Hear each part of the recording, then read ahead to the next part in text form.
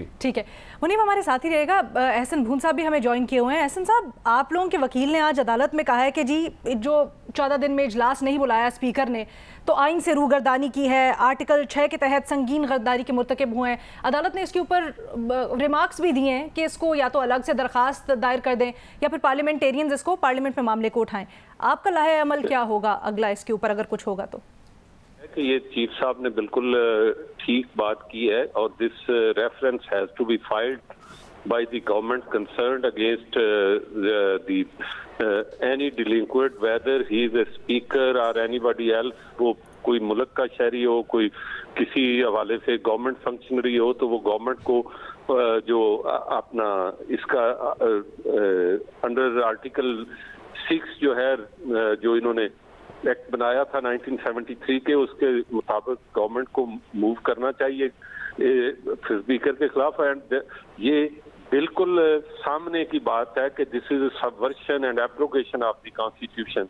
इस पे कोई दूसरी राय नहीं है and ultimately he will be the sufferer. लेकिन जो उसमें खुश है बात है कि अटॉर्नी जनरल ने सारी की सारी चीजों जो है वो एडमिट की और एडमिट करने के बाद इस सारे प्रोसेस को उन्होंने कहा कि किसी हवाले से कोई हिंड्रेंस नहीं होगी, कोई भी वोट आदमी जो है उसको बाकी रहेगी। आर्टिकल 63 के हवाले से जब उन्होंने बात की तो मैंने उठ के ये अर्ज किया ऑनरेबल बेंच को कि ये इस बिल्कुल ऐसे ही है कि जैसे they want to put cart before the horse. और चूंकि जब ये सिर्फ एक ऐसा कॉन्स्टिट्यूशनल आर्टिकल है जिसमें बाकायदा तौर पे जिसमें बाकायदा तौर पे राइट ऑफ अपील दिया गया है किसी भी अग्रीव पार्टी को, सबसे पहले तो आना चाहिए कि जो अपना पार्टी हेड है उसका डिक्लेरेशन आना चाहिए।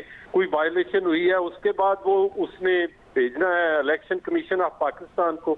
इलेक्शन कमीशन ऑफ पाकिस्तान अगर उसे कंफर्म करता है तो अग्रीव मेंबर जो है that he can file appeal as a matter of right before the. ये सीपीएल या पिटीशन नहीं है, ये कॉन्स्टिट्यूशनल अपील है।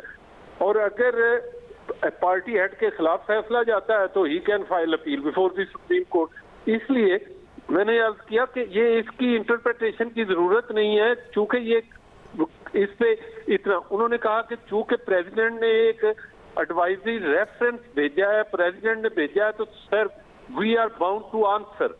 इस पे आपके दलाइल जो है वो जब आएगा वो सुनेंगे। लेकिन एक बात उन्होंने बड़ी अच्छी की, उन्होंने कहा कि ये फ्यूचरिस्टिक पॉइंट ऑफ व्यू के हवाले से है, इसका मौजूदा प्रोसीडिंग्स के हवाले से बिल्कुल, इसीलिए उन्होंने कहा इसको हम इंडिपेंडेंटली देखेंगे। लेकिन मीनवाइल हमारी पिटीशन उन्होंने कहा कि कीपिंग इन व्यू द जो प्रेजेंट सिनेरियो है इसको हम साथ साथ लेके चलेंगे, ये साथ पेंडिंग ही होगी। और इसमें जो इन्होंने अटॉर्नी जनरल साहब ने जितनी आज कंसीडिंग और एग्रीइंग स्टेटमेंट्स दी हैं with regard to the proceedings of जो नो कॉन्फिडेंस मोशन है वो साथ साथ चलती रहेंगी। उसको उन्होंने बिल्कुल फरमाया कि इसमें किसी किस्म का कोई रुकावट नहीं आएगी। और यही हम भी चाहते हैं कि हम देखें, हम तो being a neutral body we say कि मुल्क में आइन की बालादस्ती होनी चाहिए, कानून की बालादस्ती होनी चाहिए, कानून की अमलदारी होनी चाहिए। ये नहीं, अब ये बड़ा अजीब सा लगता है, मैं बड़ा हैरान हूँ, मेरे लिए बड़ी बाहसियत है कानून के तालिब इल्म में कि बहुत तकलीफ दे बात है कि एक पूरे का पूरा मुल्क और पूरी की पूरी पार्लियामेंट सिर्फ स्पीकर की मर्जी पे छोड़ दिया जाए कि वो चूंकि किसी पार्टी से बिलोंग करता है तो वो अपनी मर्जी से जिस तरह मर्जी हाउस को एक वजीर आजम जिसने अगर अपना ट्रस्ट लूज कर दिया कॉन्फिडेंस में, उसको मेजॉरिटी नहीं रही, तो how he can be allowed with the fate of play with the fate of the whole country and the nation. इसलिए हमने तो और इसीलिए मेरे सारे जो वकला के तंजीमें थी उन्होंने यूनानिमसली ये किया। और आज हाईकोर्ट बार के प्रेसिडेंट सरदार अकबर डोगर साहब आए थे, कमर सब्जवारी हमारे इस्लामाबाद बार काउंसिल के वाइस चेयरमैन, और बाकी सारे जो हमारे नुमाइंदे हैं देवर देर। और हम बहैसियत लॉयर्स बॉडी हमारा तो एक इंडिपेंडेंट और न्यूट्रल स्टैंड है कि मुल्क में जो एक कॉन्स्टिट्यूशनल क्राइसिस पैदा करने की कोशिश की जा रही है। और खास तौर पे आज बात उन्होंने जो की अदालत में, तो चीफ जस्टिस साहब ने कहा कि बी ग्राउंड से तमाम लोग जो है आगे पीछे जाएं और एडमिनिस्ट्रेशन से जाके बात करें ताकि उनकी जगह का। बिल्कुल, वो इंतजामिया ने उनको जो है वो इजाज़त भी नहीं दी है रेड जोन में जलसा करने की। एहसन भुइयार साहब हमारे साथ ही रहिए।